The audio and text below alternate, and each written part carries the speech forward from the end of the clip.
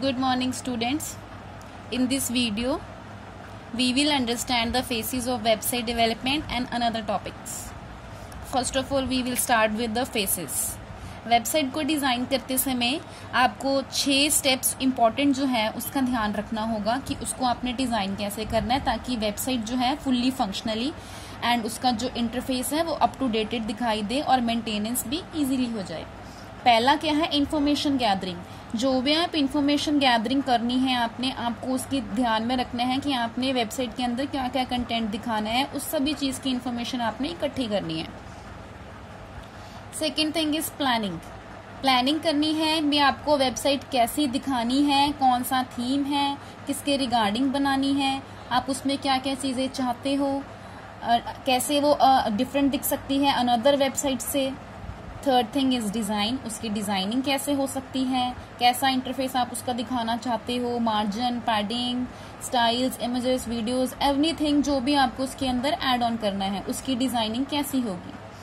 Fourth thing is development is the आप कैसे उसको कोडिंग करके डेवलप करते हो, कौन सी लैंग्वेजेस यूज करते हो, HTML, CSS, जावास्क्रिप्ट, jQuery, बहुत सारी ऐसे जो लैंग्वेजेस हैं उसके अंदर आप ऐड ऑन करके उसको डेवलप कर सकते हो। Fifth thing is testing and delivery. पहले सबसे इम्पोर्टेंट चीज़ है टेस्टिंग। खुद आप टेस्टिंग करोगे यूज़र लेवल पे और आप मैनुअल लेवल पे उसको चेक करोगे भी उसकी वर्किंग जो है ठीक से हो रही है या नहीं, वो हर जगह पे खुल रही है कि नहीं वेबसाइट, और आप चेक करोगे कि वो पेज की स्पीड कैसी आ रही है, टाइम टू टाइम खुल रही है या नहीं खुल रही है। डिलीवरी मतलब फिर उसको आप डिलीवर करोगे, मतलब कि वेबसाइट को होस्ट करोगे इंटरनेट के ऊपर। Sixth thing is maintenance. It is a very important step. Maintenance कैसे करनी है वेबसाइट की, डे टू डे उसको अप टू डेट रखना है। हर कुछ टाइम पीरियड के बाद आपको उसको चेक करना चाहिए कि कुछ प्रॉब्लम तो नहीं हो रही है, ज़्यादा से ज़्यादा यूज़र उसको सेम टाइम पे ओपन कर पा रहे हैं या नहीं, ऐसी कुछ चीज़ें जो अपने ध्यान में रखनी होती हैं। नेक्स्ट टॉपिक है बेटा HTML कंसेप्ट। HTML का कंसेप्ट क्या है, ये आपने 10th क्लास में भी पढ़ा होगा। HTML क्या होता है, ये एक ऐसी हाइपरटेक्स्ट मार्कअप लैंग्वेज है जो हम यूज़ करते हैं वेबसाइट को क्रिएट करने के लिए। इसके अंदर हमें बहुत सारे फीचर्स मिलते हैं। हम टेक्स्ट ऐड कर सकते हैं, picture, video, audio, tables, frames, heading and more.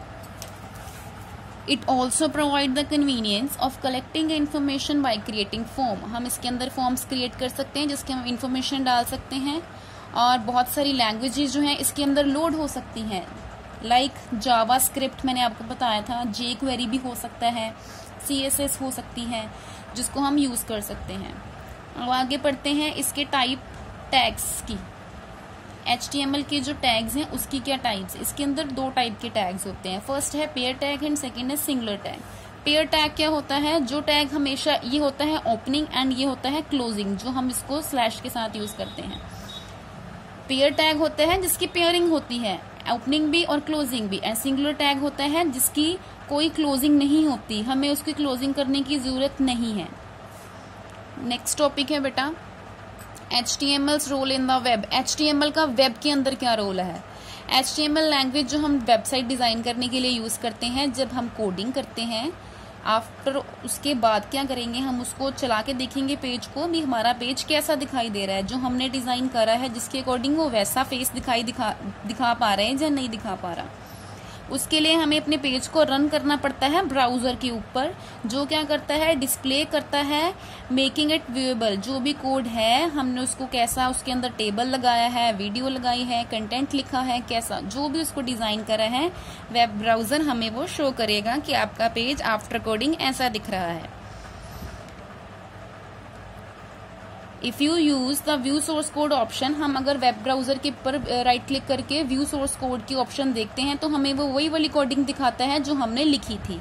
इसलिए जो है HTML का रोल वेब के साथ बहुत ही इंपॉर्टेंट है। विदाउट इसके हम कुछ भी HTML के पेज को रन नहीं कर सकते, और अगर हम अपने एक सिंगल पेज को कोडिंग करने के बाद रन ही नहीं करेंगे तो हमें पता ही नहीं चलेगा कि हमारा डिजाइन कैसा बना।